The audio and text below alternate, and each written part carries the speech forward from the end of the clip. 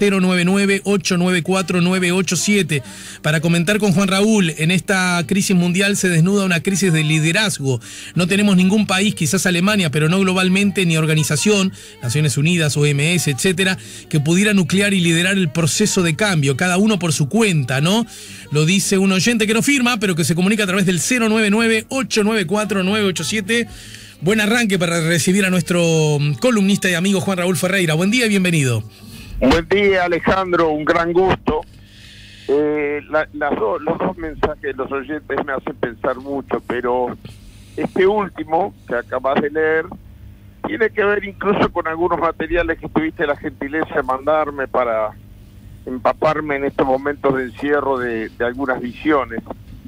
Hay un artículo de Lizardi en la BBC. Sí, recordemos, Lizardi además es compatriota, ¿verdad? Sí, claro. Yo creo que el origen de todo esto es que tú me lo mandaste por eso. Porque me resultó interesante que la BBC incluyera entre sus análisis el artículo de un analista uruguayo, ¿no? Pero el problema es que con la tecnología de hoy, yo terminé como a las 3 de la mañana, porque cada vez que había un subtítulo interesante, apretaba con el dedo y me abría un nuevo artículo. El famoso síndrome de las ventanas abiertas, ¿no? Sí. Uno de ellos, escrito por Fernando Duarte, aborda un poco el tema que el último oyente hace referencia. Pero bueno, leyendo un poco, incluso gente que se para ante el tema con distinta opinión personal, la visión que hay es, entre otras cosas, bueno, esta de la falta de liderazgo es una de las cuales hace hincapié Lizardi en su artículo. La falta de un liderazgo definido a nivel internacional, pero también liderazgos débiles en términos relativos comparados con otras épocas en cada uno de los países. Hay alguna gente que está de acuerdo, aunque parezca mentira, con el liderazgo de Donald Trump. Pero en todo caso, no es un liderazgo fuerte en el sentido que no convoca, más bien genera polémica muy fuerte dentro de su propio país. Pero bueno, algunas líneas comunes, tanto de los materiales que tú me mandaste, como otras cosas que he estado leyendo estos días, y algún trabajito que estoy haciendo, que vamos a ver qué va a ocurrir con él cuando termine la pandemia, sobre qué mundo y qué orden internacional no se espera después que termine esta crisis. Todavía es muy difícil de aventurar, pero alguna cosa incluso por la radio ya hemos dicho. Todo parece mostrar una tendencia a un relacionamiento país a país, lo que se llama en diplomacia bilateralismo, mucho más que un relacionamiento de organismos internacionales o regionales. El multilateralismo, Naciones Unidas, OEA, en lo regional el Mercosur. Creo que todos estos instrumentos van a salir muy debilitados, que cada país va a tratar de pararse en sus propios pies. Hay algunas cosas que dice Lizardi que son muy obvias, lo fueron. Todos estos son artículos, los que me mandaste ayer, que se refieren a la pandemia de principios del siglo pasado y fines del siglo anterior, de la llamada gripe hispana. También en aquel entonces el origen de la gripe fue un motivo de ofensa muy grande. Lo único que está demostrado es que no nació ni tuvo la mayor cantidad de contagiados en España, con lo cual legítimamente a España le molestaba mucho que la historia la reconozca con su nombre. Pero, Lizardi, por ejemplo, dice, un liderazgo fuerte en Estados Unidos nació a partir de la pandemia. Y menciona la candidatura de Franklin Delano Roosevelt, que fue nada más ni nada menos que 12 años presidente de Estados Unidos. Yo he dicho alguna vez que esta costumbre que hay de medir la performance de un gobierno después de los primeros 100 días, sé que está medio de moda, en 100 días, ¿cómo le fue? Bueno, arranca en aquella campaña a la que hace referencia Lizardi, de los 100 días de los primeros 100 días de Roosevelt, porque él dijo, yo en 100 días reactivo la economía. Ajá.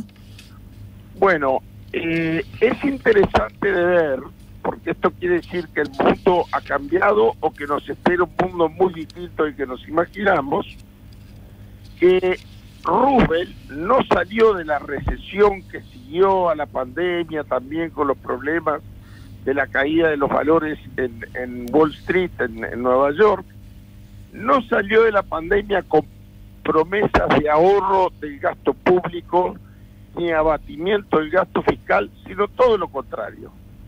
Él dijo que iba a aumentar el gasto público, el endeudamiento y el déficit fiscal, pero que iba a reactivar el mercado internamente a partir del consumo. Y lo logró.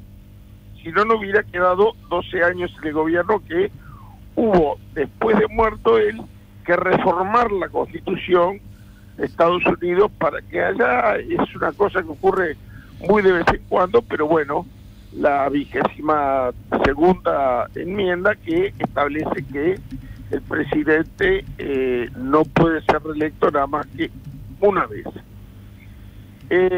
Y Roosevelt, bueno, eso era inspirado en la doctrina del economista de moda de la época y maestro de muchos de sus asesores económicos, Keynes, que, bueno, acá tomamos notoriedad porque incluso en algunas de las conferencias de prensa de la torre ejecutiva, primero Arbeleche, luego el doctor Lacalle, nombran a Keynes, como que suena como una cosa rara porque ante las elecciones era como la mala palabra que no había que traer arriba de la discusión pública. Yo lo que creo que sí es obvio, Alejandro, es que muchas veces seguimos discutiendo, no quiero entrar en política interna, pero en el mundo, ¿no? Se sigue discutiendo Estado fuerte, Estado no fuerte, dirigismo, mano invisible del mercado. Yo ahí, más allá de toda valoración, es notoria cuál es mi posición al respecto, pero más allá de toda valoración, lo mismo que en una familia, cuando hay una crisis y toda la familia tiende a abrazar al padre y a pedir su apoyo, respaldo y liderazgo, bueno, el Estado, ante una crisis humanitaria de las dimensiones de la que está generando en el mundo, y no sé si está en el proceso de terminar o recién comienza, el Estado se mira de otra manera, se revaloriza la función del Estado. Acá mismo, gente de corte netamente neoliberal ha dicho, bueno, yo no soy fundamentalista y si se necesita mayor presencia del Estado lo analizaremos. Con esto quiero decir que en el mundo que se viene, yo creo, por lo menos, que el rol del Estado va a jugar un papel totalmente distinto de esta polémica que ha dividido prácticamente a la opinión pública en dos. Todo lo tiene que hacer el Estado, el Estado no se puede meter. Esa dicotomía se termina. El Estado ingresó a la economía para quedarse. Porque si ingresó porque empezaba un proceso recesivo por la cuarentena, cuando termine la cuarentena y haya que cicatrizar las heridas que para la epidemia y haya que cicatrizar las heridas que ella nos dejó, yo creo que el rol del Estado, y quizás sea por eso que va a ser mucho más importante la posición de los Estados nacionales, de los gobiernos y cómo se relacionan con otros gobiernos, que los organismos multilaterales. Porque los organismos multilaterales quedaron desbordados por la crisis. A la Organización Mundial de la Salud, bueno, mucho más que tenerla como referencia, todo el mundo le pega un palazo, de derecha a izquierda y de centro. Debe tener la cabeza destrozada la organización.